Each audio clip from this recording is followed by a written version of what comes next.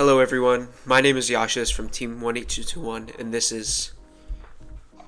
And welcome back to today's episode of Metacast. Today we are joined by a member of Team 14259, Turbo V8, Maryland Tech Invitational Champion, Leo. Today, we're going to be going over some design ideas teams might want to use during their season and during matches this year. So without any further ado, Leo, welcome to the show. Hi guys. Alright, so we have a series of questions for you today. We're just looking for some cool answers, and then we'll probably go back and forth with some conversation after each question. So to start off, what do you think the best drivetrain is going to be this year from a design standpoint?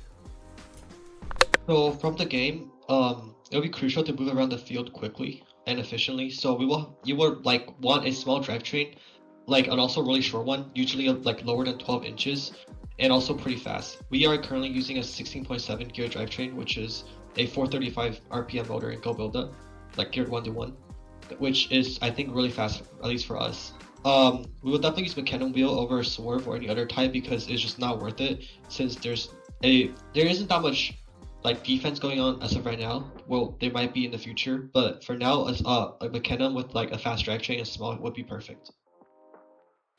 That makes total sense. This year, especially given the openness of the field, moving quickly and efficiently is definitely the best way to go. And although Swerve might get you the better acceleration for a Mecanum drivetrain, I just think it doesn't really have the benefits that Mecanum does with the ease of being able to make it easily and not have to spend a ton of money. So for the second question, what do you feel the best mechanisms are going to be in order to score the pixels? From an active intake to a claw, forward bars, or anything like that? So definitely the best intake is going to be an active intake with a surgical tubing or the grippy wheels. That will ensure a quick intake almost instantaneously if you see some good teams, and also it will allow you to have to just drive straight into the pixels and pick it up. Do keep in mind that we can only pick up 2 pixels this year, so you have to think of a way to to spit down the third one if you accidentally hold 3, else you might get penalized. For the extension, the fastest way is definitely the best way. Honestly, it will be some sort of linkage similar to gluten-free's Skystone linkage, because it holds the least amount of space and also is really flat. It's also really consistent and also fast. You can definitely check out gluten-free's 115 gluten-free's Skystone robot to reference the design. For the deposit, which is just the outtake that scores a pixel onto the backdrop, there's 2 options. One is a passive option, and the second one is a more precise one. The 2 main way to score points in this game is that sets you apart from other people is the ability to score mosaics and also the ability of autonomous. In autonomous, you want a fast deposit that's accurate and also kind of just dumps the pixel on without carrying the position as that much, because for each pixel you score, it'll be essentially double the point. Well, you also want to have some preciseness inside your deposit, so to make sure the mosaic land in the right place at the right time. And so honestly, the best way will be some sort of small, a hopper into some sort of claw or a funnel that you can correctly drop on the backdrop one at a time. That would be my overall design for a mechanism to score. Yeah, that makes perfect sense. Just a follow-up question. I've seen a lot of teams on the FTC Discord and the Reddit page that have been designing these cool claw linkages that are able to drop 2 pixels at a time or 1 at a time using 1 or 2 servos. What are your opinions on that? Do you think that's a viable strategy, or do you think something like you mentioned, like a hopper, would be a better idea? I think that's a great strategy, actually. It's definitely one of the coolest designs I saw on the Discord. The way that it just holds 2 pixels and drops separately is really nice. There is a way to improve the design, however. Well, first, yeah, let's first talk about the improvement of that design. So right now they're currently using around I think 2 servos, one for the outer one for the inner one. Here's a really cool thing I thought of, is by using some sort of torsion spring or some spring to hook the second one in, so that way you can make sure the second one is always a little bit offset from the outer one. So that way when you're holding it, you can like when you grip both this bottom one and the top one, the top one will always be gripped by the strings of the spring. After you let go of the bottom one, the top one will still be on the robot because of the grip of the string, like the spring pushing it back in the claw, and then you can let go of the second one with only one servo. So that way you can completely get rid of a servo, which is really like crucial for like just wiring and everything, since you have to wire on top of a deposit, right, or something that extends. And back to like the effectiveness, I think it's really effective because just it allows you to like place the pixel like in specific places to like ensure mosaics. However, I think the hopper one is just generally easier because it will like it's easier to work with because you don't have to have that much precision in terms of like putting it in, so the transfer process would be like less like complicated. Because currently with a claw, either you pick it up using the claw, which is generally going to be slower because you have to drive directly on like onto it and be like really precise, or yeah, so just generally like the claw will be really good if you get it working with like a good transfer, but hopper is definitely the best way to go if you're just a beginner team trying to score as much as possible. Yeah, that makes a lot of sense. Thank you. So moving on to like the drone and how we're gonna like play around with that. How do you anticipate being the best way to shoot the drone? Best way to shoot a drone is definitely with some sort of rubber band mechanism, like a crossbow. If you search up stuff made here, he has a video on like making crossbow, I guess. One of them shows like a really cool mechanism where one small servo, or I guess like one joint can like let go of a dart, and that's kind of how I would design the drone mechanism. Because if you have some sort of flywheel, it might be inconsistent because flywheels like voltage depends heavily on like the voltage, like the speed of the flywheel depends on the voltage of this robot, like at times, and depends on how much you like ran in the game or like how much match you played. The distance lunge might be different every single time, and having like, and also it would be like it would take up a whole motor, which is really crucial in this year's game. So definitely try to consider making a launcher with a rubber band and some sort of guide with it. And also a rubber band will ensure that you launch at the exact same strength every single time. Maybe you replace a rubber band once in like a few dozen launches, but it will be definitely the best way. Just use rubber bands. True. Reliability is definitely a really key component in making sure your robot's consistent throughout the season. So what are some good ideas for hanging in center stage, moving on to that part? So for this year, one of the biggest constraint was that we have to get the robot below 14 inches or 12 inches if you want to go under the middle truss. And if I remember correctly, the height of the hang thing is 22 inches, which means that essentially a robot has to like double in length or double in height to able to reach the hang mechanism. You guys, so some really cool design I saw this year would be the passive design, which essentially there's like a back upside down ramp and then a small hook. So the robot will essentially drive into the pole. With the upside down ramp, it's gonna lift the robot up just a little bit, and with the right center of balance, the robot will hang in midair. That's definitely one of the most clever design, because that will completely get rid of the use of another motor, and it would just be like really quick too. You can just straight up have it like extended and drive into it. Another design is by Cobalt bolts from Cobalt Codes, which in their robot in 3 days, which feature like an extending claw that flips out once it's extended using some rubber band. That's also a really clever design because that way like it hides in during the match, but when you use it, it will flip out with a rubber band. I think a combination of those two will be the best for this year. Yeah, and just adding on to that, if you go on YouTube and search up Cobalt Colt 6547, you can see their entire robot in 3 days. Yep. Alright, well, thank you for those great ideas on hanging. The lead screw design that Cobalt Colt is definitely a good idea if you want to be able to keep your height below 12 inches and have an extra motor that you can play around with. And then obviously the passive hang where you can just drive into the pole is also another great idea to save a motor. One of the last few questions I have is, what do you think the best sensors are going to be to use this season? And where do you think they're going to be most applicable?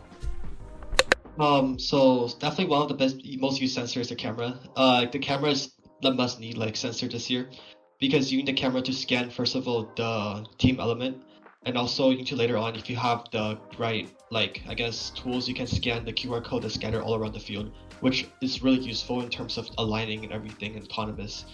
The second most used sensor I would say is a color sensor by Rev. This year there's a really cool I guess strategy of the mosaic, which using a color sensor, it can both detect whether or not there is a pixel inside your deposit, and also detect how much also detect what color it is, which you can use for some later strategizing. Another use for the color sensors by attaching it into the intake or the transfer, using some counting mechanism, or using just simply how much is stacked. You can count how much pixels is currently in the robot. And in Fray Frenzy, some team did was that when they detect Fray already inside the robot, they will kind of unspin every other intake, so all of the rest gets pushed out to prevent penalties. I think that will get used again this year, but except when 2 gets intaked, all of the rest will get pushed out to prevent penalties, which is really useful. Lastly, I think distance sensor will be useful, because distance sensor can be used to sense the distance between a certain part to the wall, or a certain part of the robot to the wall or to the backdrop, which is also really important, because you can using a distance sensor, you can incorporate essentially an auto stop mechanism, where after a robot's aligned, it will drive into the backdrop, and until it's close to the backdrop, it will automatically stop and prevent driving further away. That will prevent the robot from kind of driving all the way to the backdrop and descoring all of their pixels. Another thing is the IMU, which is in all of the control hub currently, I guess just all of the control hub. There is a new set of IMU in the new control hub that Rev recently released, but they're essentially the same. I think the new one's a little bit better, but I'm not exactly sure. You can use the IMU. One thing that team used this year is trying to align with the backdrop. By using the IMU, you can do a one button aligner. Essentially, what you do is when you drive close to the backdrop, you press a single button, and it will automatically turn the robot to face the backdrop at the right orientation. And that combination with the distance sensor I mentioned previously, you can essentially have it basically automatically drive into the backdrop to score, which would definitely improve consistency and many other parts. Lastly, just some other sensors commonly used, like the touch sensor, which is used in some places that involves resetting, for example, in a linear slide, or in a linkage where you have to find the reset position or the initialize position. And also, of course, the common sensors like the through-bore encoders, so the through-bore encoders, and also the motor encoders. Yeah, that makes a ton of sense. Sensors are definitely going to be useful this year to make your robot as efficient as possible with aligning to the backdrop, or making sure that you don't hit the wall when you're trying to pick up pixels. Now, sensors are well and good, but positioning of robot is also going to be really helpful in auto and throughout the game season as we progress. So, in your opinion, which would you prefer in the realm of odometry, 2-wheel or 3-wheel odometry, or just not having it altogether? So odometry is definitely really useful, just in terms of I guess in general, because this especially for this year, because this year there's no obstacle on the ground, unlike last year where there was the small ground junction, I guess. Since there's no obstacle, the robot will rarely get lifted off the ground with some accident stuff besides the hang, which means that you don't really have to worry about odometries I guess randomly lifting because you ran into a pole or ran into a I guess the ground junction. So that odometry should definitely be used this year because it's very useful. It will track the position basically all time without any interference. Sorry, a quick explanation of what odometry is if you are not familiar with the term. Odometry is basically a set of dead wheels that's on the ground that's gonna essentially match how the robot goes to track your position, kind of like how a mouse functions, where it has some sort of sensor on the bottom and it will track how far you moved on each direction, X and Y. So to talk about 3-wheel and 2-wheel odometry, a 2-wheel odometry is where you use the IMU, which is the direction of the robot, along with the X and Y odometry. That will tell the position by using trig functions, and also just pretty much trig, which is very explained very well online in GM0 and other websites. And using a 3-wheel odometry is the same thing, but except instead of using a GMU, use a third odometry perpendicular that's parallel to another odometry. That way you can track the rotation using those two odometry. I personally haven't worked a lot with 3-wheel odometry and only 2-wheel odometry. In the past, 2-wheel odometry has been working really consistently even through a long match. So I would just recommend 2-wheel odometry if you have a working IMU, because the IMU right now is really useful and also is pretty precise. Yeah, and there's the only time you would use a 3-wheel odometry or 4-wheel, like what Curiosity Robotics did for their Freight Frenzy, is if you want more like accuracy. But you can achieve more accuracy by using sensors like camera or distance sensors. Yeah, that makes total sense. The difference between 2-wheel and 3-wheel odometry is not negligible, but it's pretty small to see a real difference unless you're trying to go really, really fast during auto. And some teams have to determine on themselves whether that minimum amount of increase in accuracy will be enough to justify the around $50 expense of getting another pod. And then finally, our last question is, how do you think is going to be the best way for a team to make their robot look good, but also stay functional, such as with things like pocketing or even just 3D printing in good colors? So this year is going to be a really pocketing heavy year, I guess. If you know, quick explanation of what pocketing is. Essentially, pocketing is where you have a sheet metal and you would just try to optimize the amount of material on the sheet metal so that you have the least amount of material while still keeping the strength. There's many ways to sheet metal, like to pocket. You can definitely check out guides online at GM0 and stuff. But yeah. So essentially, for me, when I was designing my robot, I generally design a prototype first that just have all of my components laid out inside the robot. The first version is generally kind of ugly and also like really uncompact, but it will give us an idea of how everything will fit together in the future, and also just a test of if every single mechanism works. Aesthetic appealing. I don't really know if my past robot was looking that good, but what I did was that for all of the sheet metals, I would spray paint it using just common spray paint you can find at Home Depot or your local store. Just make sure that they have like a primary if you're using on metal, and if you want honestly, I think the best way is matte spray painting looks really nice. But anyways, back to aesthetic. Try to use countersink screws for your drivetrain. Countersink screws are where you have essentially like the head of your screw, which is kind of like in an upside down cone shape, cut out. So that way when you screw all of your screw in, the plate will still be flat. It's also really useful in other places. For example, last year we had to fit a screw under one of our slides. So we did that by countersinking the hole using a countersink screw and then putting a slide over it, which kind of made it hard to take that screw off, but it is what it is. And just back to how to make the entire thing fit together. Definitely draw some mind maps. What I usually do is I would just hop on my I would grab a piece of paper and I would just kind of draw all of the components, both 2D and 3D. First kind of just go on a top layout. I would kind of drop where all the motor is, those 4 motors going to be in the front, these things are going to be in the back, and these are going to be here, and then the hubs are going to be here too.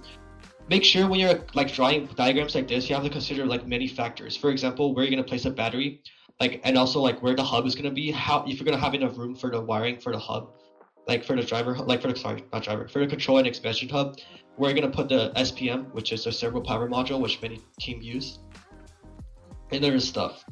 Lastly, when you're just considering aesthetic, you want to make sure that it makes sense. I've definitely seen team, maybe me too. They were doing a lot of over pocketing, which is essentially pocketing too much for aesthetic by spending too much money.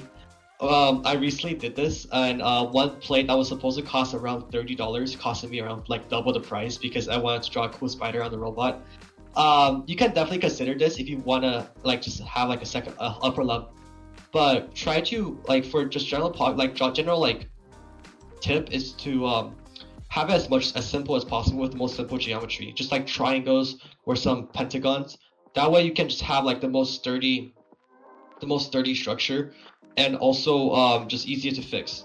And also if you're doing a custom drivetrain for the first time, you want to do less pocketing on plates that's going to be modified a lot. For example, on the inside plate of your drivetrain, you want to have less pocketing on that, just in case if you mess up one hole where you need to add another sensor in the future, you can just always drill a hole. But when you pocket everything out, you can't drill a hole through the parts connecting, so it'll be harder to work with. But that's pretty much all I have on how to make it look good. I guess you can definitely just like think more about how everything comes together, and add number plates on the outside with like plastic plates, and that's it. Yeah, that'll definitely be helpful for a lot of teams to understand how to balance that aspect of looking nice while still being really functional in during competition. Yeah. So that's going to be all the time we have for tonight. Thank you so much, Leo, for joining us today, and I hope you have a great season. Thank you, you too. And thank you everyone for tuning into this episode of Metacast, and I hope you all have a great day. See you next week.